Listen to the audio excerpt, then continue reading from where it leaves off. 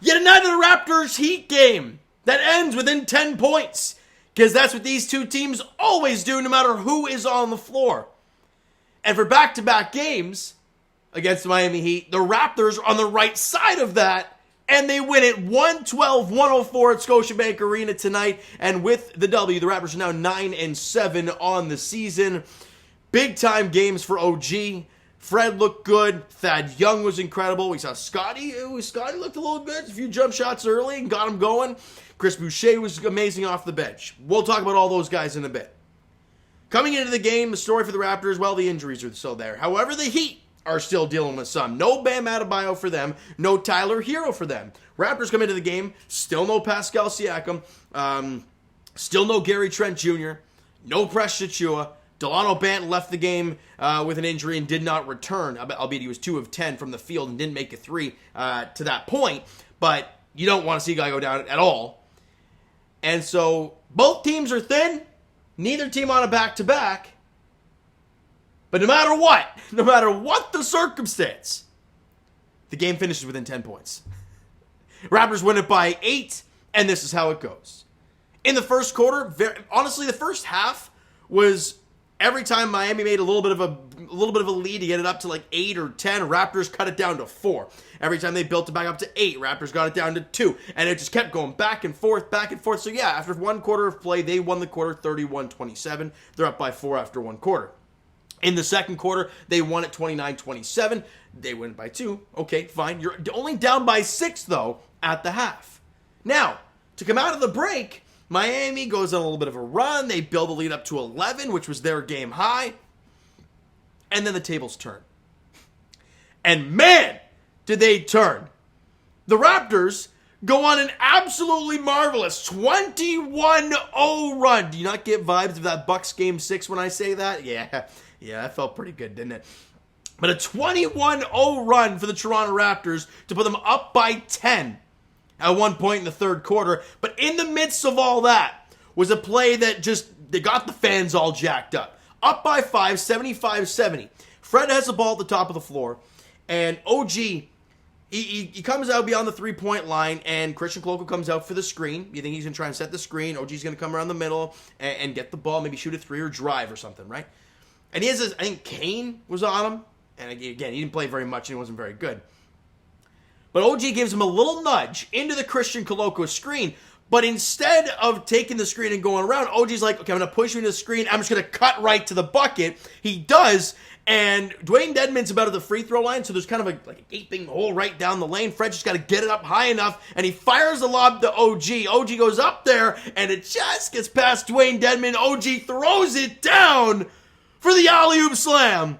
Put the Raptors up 11 or up 7. The fans on their feet, and everyone's jacked up as the Raptors continue. I think it was like an 18-0 run at that point. It was remarkable stuff. However, the Heat do put a little bit of a run together. I think it was like after, you know what, actually forget it. The Raptors won that quarter 30-19. They allowed 19 points from the Miami Heat. Remarkable.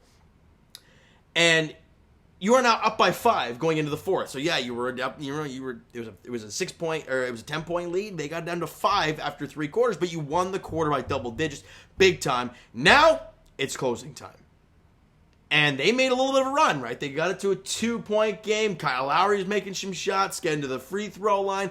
Back end of the shot clock, Kyle in the corner drills a 3, buzzer goes off. He drills it. Big shot there.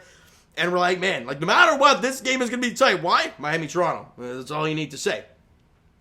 And then late in the game, right, Chris Boucher, you could see, it was him and Max Strus getting into it a little bit underneath the Raptors bucket. Then Gabe Vincent takes the offensive foul, goes the other way. Then Strus starts yapping his mouth to the officials, just trying to look for a foul. I don't know what he was doing. And the ball comes down the other way, obviously, because the Raptors they had the turnover.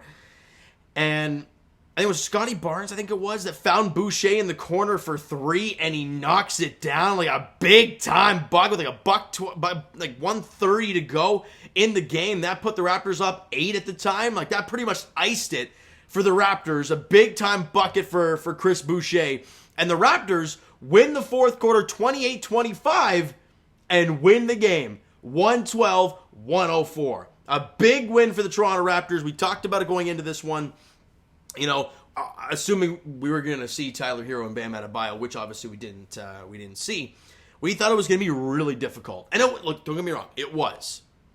But no Pascal, no Gary, no Precious. We're all thinking, we didn't know if Fred was going to be in the game either, and we don't know how 100% he is. Heck, he played 39 minutes, so I guess he seemed fine. But you got the W. That's all that matters. And let's get to the player stats. Thad Young. What else can we say about Thad Young that we haven't said already? The guy's amazing. He's the oldest guy on the team. He doesn't play like it. And can we talk about those baby floaters? They are money. And the little baby hooks on the left-handed baby hooks on the inside. Love watching Thad Young play, just in all aspects, right? Defensively, he's so sound. And, obviously he's an incredible passer and just a smart player. And when he finishes, look, he had 12, 8, and 2 today. 12, 8, and 2. Shot 6 and 9 from the field. What else are you going to ask? What else can you ask for? He played like 27 minutes. He was a +2. Thad Young, just doing incredible things for this Raptor team when they need him the most. And it's great because with Pascal out, obviously your best player, you need guys to step in. And he's not. And the great thing about Thad, he doesn't try to do too much. And I think that's the thing that we love about him so much is that a lot of these guys that, especially younger players that come into a role like that, right? Pascal goes down. You need that next man up mentality. But you go out there and you try to do way too much. Well, Thad, being the vet, knows he doesn't have to do so much. So he goes out there, plays his game, does a little bit of extra stuff. Where can I go with this? The Scotty Barnes fadeaway at the end of the shot clock hits or maybe it didn't hit the rim. Maybe it was just complete air ball, but that's right underneath the bucket, waiting for it, gets it, and puts it back up for 2. It's a shot. It's plays like that where you're like, man, the veteran presence to know where to be on the floor. Love Thad Young. Now, Fred VanVleet, great to see him back in the lineup for the Toronto Raptors. Obviously, the shooting percentages are low, but just the impact on the game. That's the big thing for Fred, and you saw it again tonight. 23 points, 1 board, had 8 assists in the game, 7 of 21 from the field. It did trail off in the game. He did start out pretty well. 6 of 7 from the free throw line, though. It was 3 of 10 from 3, but he was at +10. He did exactly what he needed to do, just doing everything you want from your point guard, and he played 39 minutes, so there's that. OG, phenomenal. Phenomenal. The offense was flowing for him. He had 3 turnovers in the game, but you know what? I thought he was outstanding. 32 points, a season high for the young OG. 10 rebounds, had the double-double going on. Had 3 assists in the game. Shot 13 of 18 from the field. 13 of 18. Remarkable. 5 of 6 from the free throw line. Was 1 of 3 from 3. By the way, you know what defense you're going to get. And the dude played 43 minutes. Now, we hate seeing those 40-plus numbers in a regulation game. But without all these guys in the lineup, you need your starters to lug these minutes. There's no other way of looking about it. And that's the thing, right? Any team would go through a situation like this. If you have if you have some key guys injured, you need other dudes to step up, right? And you're seeing OG do that today. Now, Scotty Barnes. The talk about Scotty was, the offense wasn't there. He took 9 shots in his last game. He didn't score in double figures. He's really struggled, percentages-wise shooting the ball. Tonight, Scotty baby. That's what we love to see from the young Scotty B. Efficient. The first shot of the game was a Scotty mid-range jump shot. Drill it. I think his first 3 shots, I believe, were mid-range jumpers. I know the first 2 at least were mid-range jumpers, and he started to knock those down. Then he had a couple ones where he's driving in the paint, getting inside. It's like, that's where Scotty's at his best, when he's getting downhill in the paint, looking for those hook shots, looking for those layups in the inside, just to power through guys. He looked great tonight. Had 6 boards, 6 assists as well. Shot 9 of 14 from the field. Was 1 of 2 from 3. Had a steal, had a block. Did have 4 turnovers in the game. But again, he played 41 minutes. Scotty Barnes just did everything and more that you wanted from him tonight. He really needed this. The confidence level for him, I don't know where it was. If you talk to guys like Thad Young, who's basically his mentor right now, he'd say, it's tough. He's hard on himself. And I get that totally. But when you go out there and go 19, 6, and 6 on 9 of 14 shooting, yeah. In a win, it feels good. It definitely does. Now to the bench. You didn't get much from your bench. Obviously with Delano shooting 2 of 10 and leaving the game. Wancho missed all 3 shots he took. But Chris Boucher, recently has been phenomenal, and he continued yet again. Another double-double for Chris Boucher. 15 points, 10 boards, had a dime in the game, shot 4 of 7 from the field, 6 of 9 from the free throw line, was 1 of 3 from 3, and was a +7 on the floor. Chris Boucher doing marvelous things. He got away from his game to start the year. Him and Precious really struggled, but he has really found his stride recently, and it's very important, especially with some of these big guys out. You need that next man up. And again, Chris Boucher, he didn't try to do too much today, and I love it. When he's not trying to do too much and he lets the offense flow for him, and he does what he's good at, it's remarkable. So great job from Chris Boucher today. Now, let's get to the team stats. The Raptors, and this is where you really see how the Raptors basically dominated this game, yet they somehow just won by 8.